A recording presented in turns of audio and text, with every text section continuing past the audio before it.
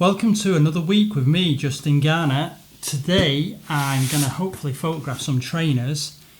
Anything that comes through my door, whether it's flowers, whether it's anything, I think potential photograph. Anything that's new, anything that looks good looking but looks fresh. My girlfriend has got a nice new pair of trainers, so I thought, let's do a trainer shoot. I've held her off wearing these as well. She's been dying to get them on, and I've not wanted her to wear them because I don't want them getting dirty. They're pretty nice trainers as well.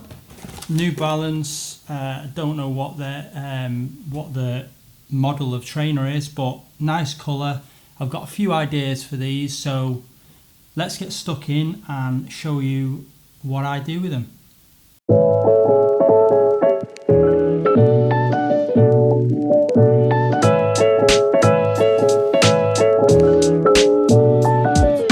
Okay, so this is the first idea, and I've got a red background or seamless paper, which I like to use, and I've got it on a roll in the garage, and I've just taped it to a table, and I thought that the red would work with the trainers being white, and my idea is to suspend the trainers in midair, and I'm going to hook them onto that little bit of black string on that beam. So they're going to dangle, and I'm going to have them hovering, and I'm going to have one strobe on this side and maybe another strobe on the other side, but I'll work the lighting out as we go. So when I've got the lighting set up, I'll show you how I've got that set. So I have the trainer in place, and I've got it floating on fishing line, just shedding some light on it. So there's the fishing line going down, and that's onto that little bit of shoelace, I think it is, round that beam, and that's just floating in midair. And I've not done the other lighting yet, I've just got it lit with one of my LEDs at the moment. And one of the problems that I did have was the trainers were sitting, they were sitting like that. That's how it was. So what I've done is I've put ball bearings in the front just to weigh it down, because I wanted it at this angle. The other things that I did as well was the tongue of the trainer was falling in, so I've just shoved a piece of material in there just to fill it up and just to make it look like you can see the tongue. And I'm probably going to have it on a certain angle. I've got to work out how I stop it from being that way, and I just hold it that way. But I'll work that out. It needs to stay in that position if I can make it stay there. But that's how I've got the item in place for now. And now I've got to work out the lighting and stop it swinging round. So that was a bit of a faff. So in order for me to get the trainer to be on an angle, I've had to tie another piece of fishing line from here, run it right across here, and I've got it dangling off this little peg there, and that's just to keep it on an angle. Otherwise the trainer was facing straight towards me, and that wasn't the angle I was after. So I've had to fiddle about a lot to get that right, but I like coming up with solutions, and that's a solution. So just looking at my setup, so I've got 50mm lens on my camera. I use my 50mm for doing portraits and also doing product photography like this. On my Bowen 500s, I've got a softbox, and it's got 2 pieces of diffusion material on there, and that's lighting the trainer as well as some of the background.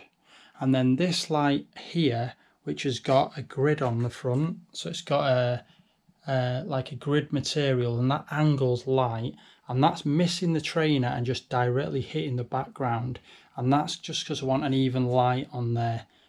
So yeah, hopefully that'll all work out nice. The other thing that I want to do, and I'll be doing this in Photoshop, is underneath the trainer around here I'm going to put a shadow, and I'll do that in Photoshop, and that'll just make it look like the trainer is hovering in midair. So if all goes to plan, I'll be a happy boy.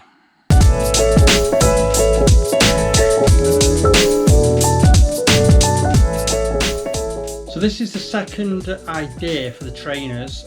So this time I'm thinking of shining light up from underneath the trainer and shining it through like kind of a grid, and I kind of want to, I don't know, a different look to how I'm playing with the light basically.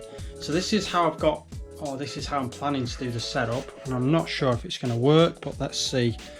So I've got this piece of metal, and this metal has got holes in it. It's kind of, I call it machined, and I'm going to place that over the top of there and then place the trainer on top. And my idea, if I go underneath, so this is just a workbench wide open in where you put your pieces of wood and stuff. So I'm hoping to fire light. I'm going to bring that off so that I can see a bit more. This is just a stand, and I'm going to attach my strobe light so it fires light straight up in the air. So I'm not sure if it's going to work or how it's going to go. I'm going to set my camera to about here. So I need to sort out something in the background. So I don't really want to see that trolley, and I don't want to see them bikes either. So I'll work that out. But when I'm set up, I'll show you the setup. But just wanted to show my idea up to now. So let's see if it works. So a quick look at the setup. So I've got my 5D Mark III with a 50mm lens on. That's looking at the trainer. The trainer's on this workbench, and I've opted for a piece of glass instead of that machined piece of metal. I felt like the light coming through the metal was didn't look so good, so I've gone for a piece of glass. Also, I've put some socks inside the trainer, and I've had to clean the trainer up as well. When I drop back down here, you can see my Bowens lights, and I've got a grid on the end of there, and that's just lighting the underneath the trainer up.